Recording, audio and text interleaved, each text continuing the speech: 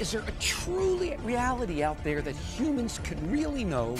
It's an age-old battle between realists and absolutists. God is not great, how religion ruins everything. And yet it's utterly and totally ridiculous. We need to live for something beyond ourselves.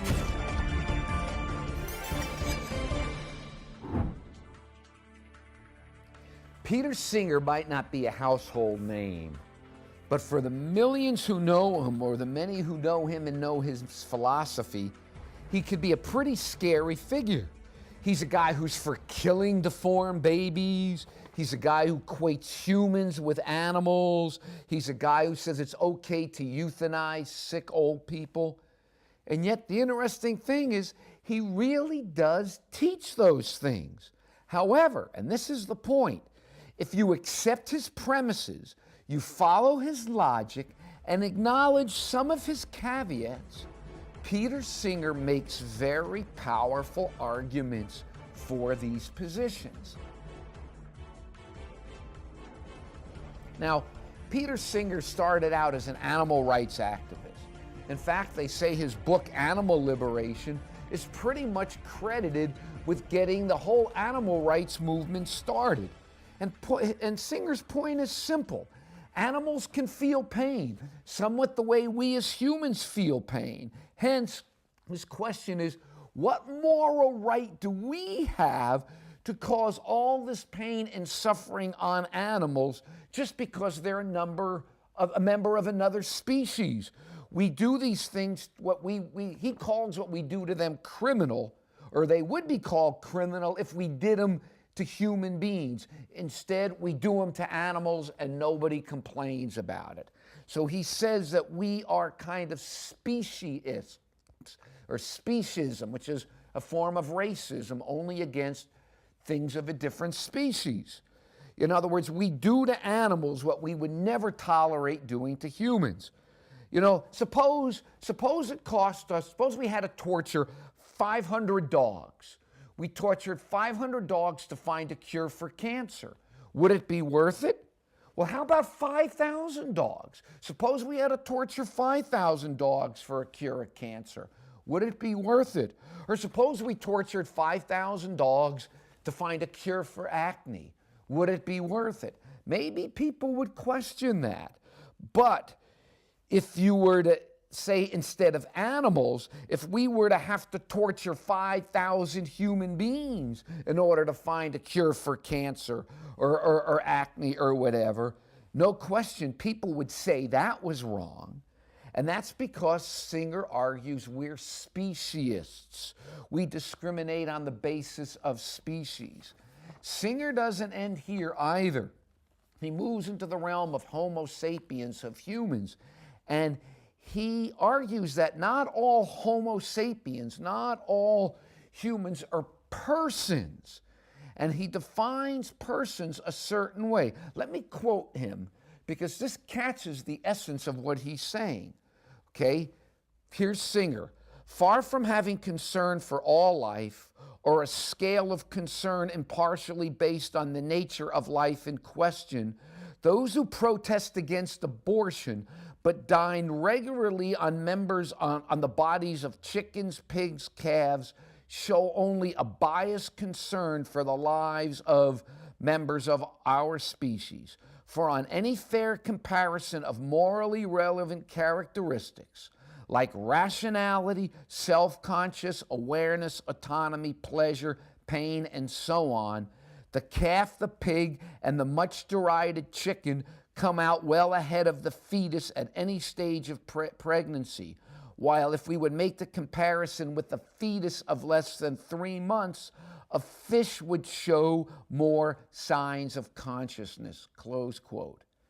See, what is Peter Singer saying? On the things that he says make for personhood, self-consciousness, self-awareness, pleasure, pain, an ability to think about the future, the past, he's saying that these animals that we dine on without second thought, animals we kill, they have more of those characteristics that humans do.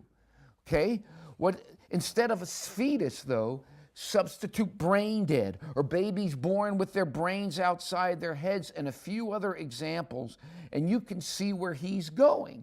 And it's scary, because given some reasonable presupposition, it makes sense.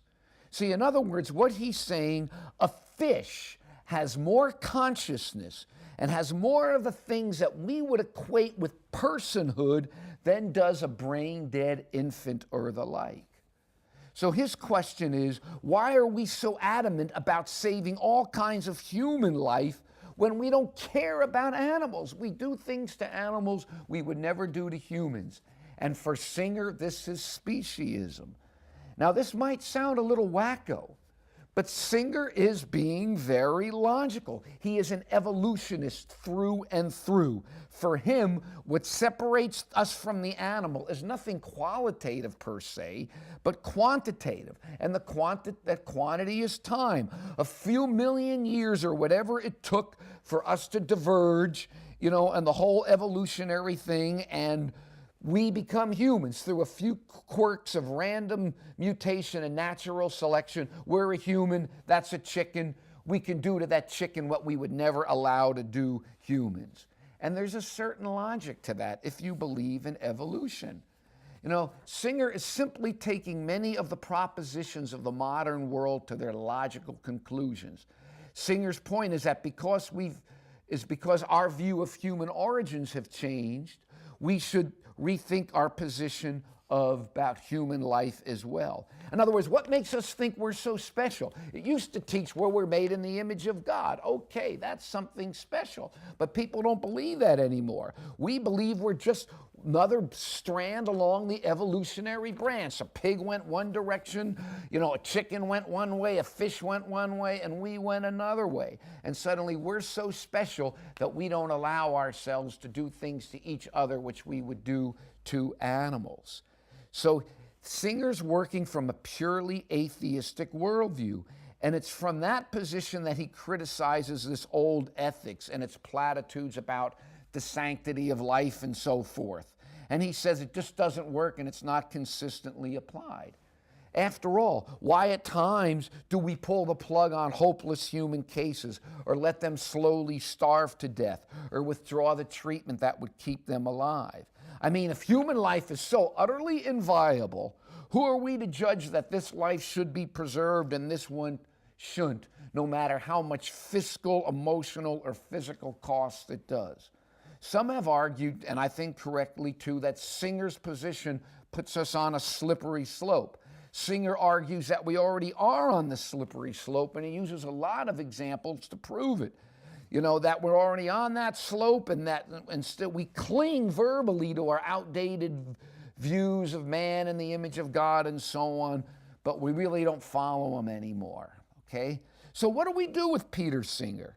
He's been troubling folks for a long time, mostly atheists, I would imagine, because Christians, at least those who believe we're made in the image of God, we don't have a problem. But if you are an evolutionist, if you are an atheist, he takes these concepts to their logical conclusion, and it's very troubling. I mean, in the end, if a fish has more consciousness than an infant that's just born, 3 days old, but a fish has more sense of self-consciousness, of purpose or whatever, what gives us the right to automatically kill the fish and leave the child alone? In fact, at one point, he even advocating allowing parents after 30 days, if they decide they don't want their kid, they can get rid of the kid, to kill it. Now, he's backed off on that, but the point is, his logic. He's taking his logic, his premises to their logical conclusion. So my point is, if his premises, atheism, evolution, lead to such horrible consequences, might it not be the wise, prudent, and honest thing to do to question those premises? Because this is where they ultimately lead.